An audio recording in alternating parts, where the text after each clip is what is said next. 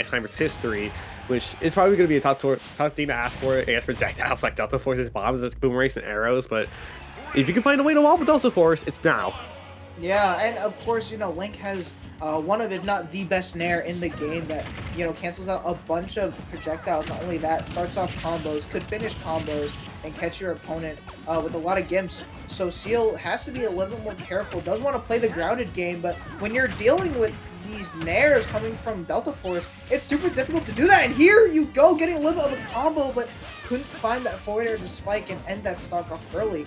I think that's what Seel is trying to bank for, is just getting these stocks as early as possible, not letting Delta, set up like you see right there with the bomb. Yeah, and I feel like the hardest thing about Ice Climbers and why he's like no, actually, let me correct that. Vague, because it's a he and a she. It's true. So, it's really just hard because like you have to really try to desync Nana or Popo depending on who you're controlling, and it's just like if you can connect it properly, like, he's constantly going for those side Bs, and the reason you're going for those side Bs is just to get a desync chance in rotation. It's just like the way Deltaforce plays this game. Yeah, there you go. You gotta separate them. Yeah, that really is the name of the game. It's like when you're playing against Rosalina and Luma, you want to make sure that you get rid of that Luma because there are so many setups that come with having your puppet. And I mean, Seel without it right now, looking a little dire, but it's still even percentage. Oh, but the up B is gonna scoop Seel from stage and into the blast zone. And this is why you don't hang at ledge with Link. Yeah, Link has lots of hitboxes. That sword is huge, but that hammer gonna, finally punch out that stock from Deltaforce. You grabbed the wrong player. This is kind of like Ice Climbers are different to Rosalina and Luma because you don't control Luma the way you control another exact fire because, as we saw there, you grab the wrong Ice Climber, you get forward smashed. Yeah, but I mean, Seel. That's the thing with Ice Climbers is that when you separate, one of them, as an Ice Climber, you're gonna try your best to, try and save, either Popo or Nana, depends on the skin, but no saving you right there with that forward air. Huge damage and a lot of. That's the thing with Link. Such a strong character with huge hitboxes. That sword doing so much and having a lot of range like that. It's definitely gonna help Deltaforce in this match. I love the back airs coming out from Seel, and okay, another one comes out and gets the stock. Seel is playing very, very well. Can I mention that? Like, this is a very, very good showing from Seel. Oh my goodness, I really want to make a Grand Theft Auto joke with this, but it's just like I don't know if it's appropriate. It's just like, hey, the whole you picked the wrong house, and it's just like you picked the wrong climber. Yeah, that's the thing. You have to be very aware of, which Ice Climber you go for. And there you go. Oh! Oh no! That was an interesting down air. I mean, of course, we know that down air doesn't spike with Ice Climbers, but maybe Seel wanted to potentially get an air, potentially get just a down air onto stage. But, I mean, that misinput's going to cost Seel that first game, and it was very, very close between both of these guys. Of course, Seel couldn't get a lot of his desyncs off, but got a lot of stray hits that, those up airs, those back airs that do a lot of damage and knockback as well. But Deltaforce just kind of one step ahead of Seel with a lot of these, different reads. Of course, catching jumps from Seel with that forward air. And into Hollow Bastion we go. So maybe having that middle platform could help Seel get a bunch of their desync combos off.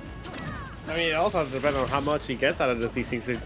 I think there were also times where Ice Climbers were separated that it also ended up in Deltaforce's disadvantage, but like those last two stocks, he got exactly what he wanted. He got the non-controllable Ice Climber out of the way, and again, it's just picking and choosing when you get those hits.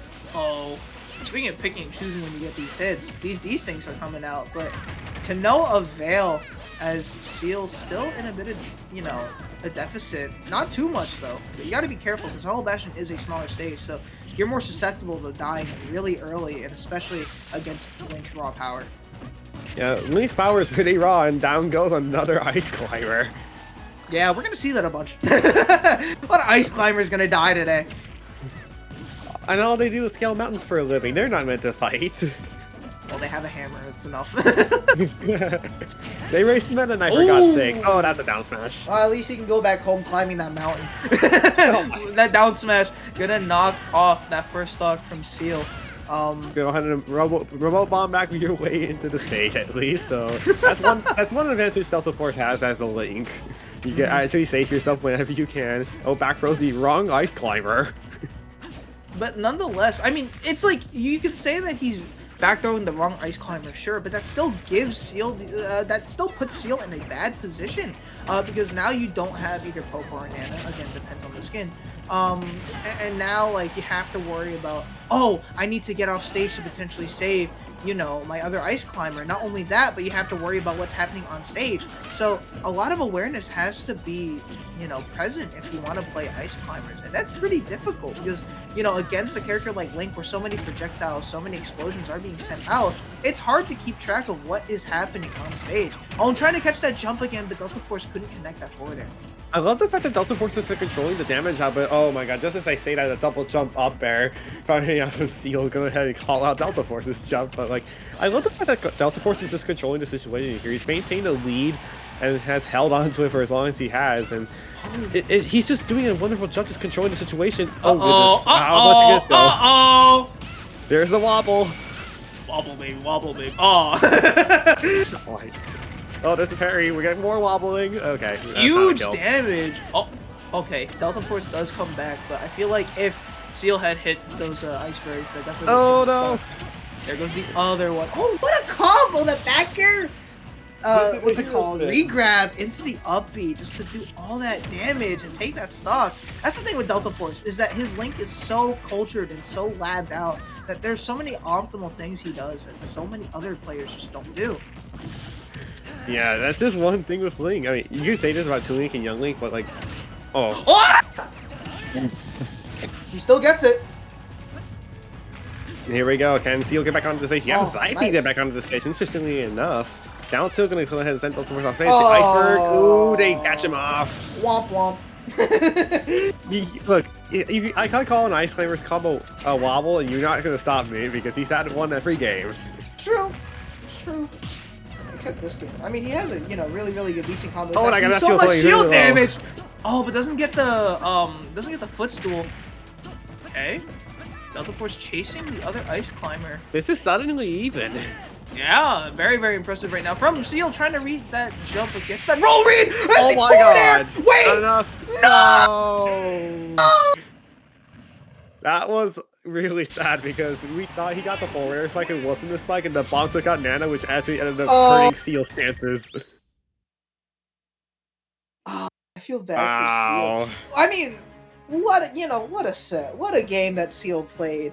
So many reads that were missed, which was followed up with a lot of really good big moves, especially that back air, which took a lot of percentage. And you're talking about the usage of side B to recover. If you have both of your ice climbers, you actually go upwards. You go vertically just a little bit to recover. So that's why you saw Seel go for it a lot, despite the fact that it puts you in tumble or free fall rather after you use it.